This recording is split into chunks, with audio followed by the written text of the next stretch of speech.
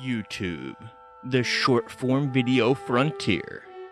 These are the voyages of the channel Fancy Teeth. Its ongoing mission to explore strange new shows, to seek out new movies and new comics, to boldly go where no channel has gone before. After nearly a decade's absence from television screens, Star Trek is finally coming back to TV with Star Trek Discovery. Or is it? What's going on? Who's running it? Shouldn't it have been out by now? What even is CBS All Access? I'll try to answer as many of these questions as I can. Okay, let's start with the basics. Star Trek Discovery is the 6th Star Trek series, 7th if you count the animated series. Now, I enjoyed the animated series, but I can't count it, and I'll tell you why. In the series, they have this belt, which forms a force field around the user so they don't need a spacesuit, which is a cool idea. However, then come the movies and the new shows, and it's never mentioned or referenced again. The animated series also contains the first appearance of the holodeck. That's neither here nor there. I just thought of it while recording, so yeah. It takes place about 10 years before the events of the original series. So this means it takes place in the Prime timeline, not the Kelvin timeline that makes up the J.J. Abrams films. We didn't add that effect. Every time you say his name, a wild lens flare appears. J.J. Abrams. You see? Anyway, the show follows the crew of the Starship Discovery, going about the classic Star Trek mission of exploring strange new worlds and seeking out new life and new civilizations. The producers say that the first season will revolve around, quote, an incident and an event in Star Trek history that's been talked about but never been explored. I can only presume that they mean the Great Tribble Hunt, or the eugenics wars of 1992. It's funny, I don't remember that. Unlike previous Star Trek series in which the ship's captain was the lead character, Discovery will focus on the starship's first officer, Michelle Burnham, played by Sonequa Martin Green of Walking Dead fame, also known as Number One.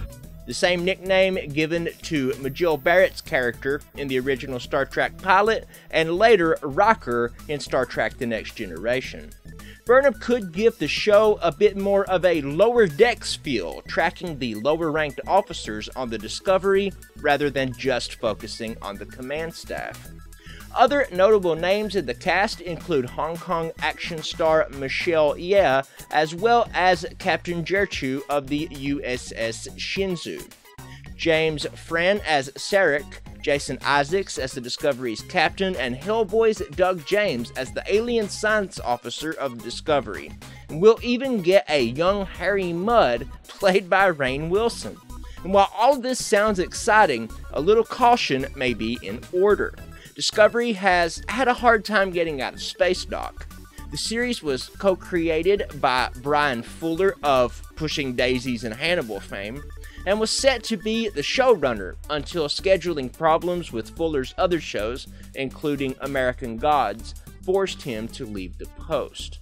What's more, the show was supposed to come out almost a year ago, around the same time as Star Trek Beyond, and in time for the series' 50th anniversary. Currently, it's supposed to come out this fall, so let's hope they keep this particular promise. Another problem is the show's release platform. Instead of letting it air on the actual real CBS, the network is attempting to use Discovery as a flagship for their own Netflix competitor, CBS All Access. After the pilot airs on CBS, all the remaining episodes will air on CBS All Access, which means that Star Trek fans will have to pick up an entirely new streaming service just to watch this one show. Isolating one of their flagship properties to an obscure, exclusive streaming service is probably going to be a mistake. CBS All Access will never have the pull that services like Netflix, Hulu, or Amazon Prime do, which will probably get Discovery off on the wrong foot ratings-wise. Star Trek fans have been waiting a long time for a new Star Trek show.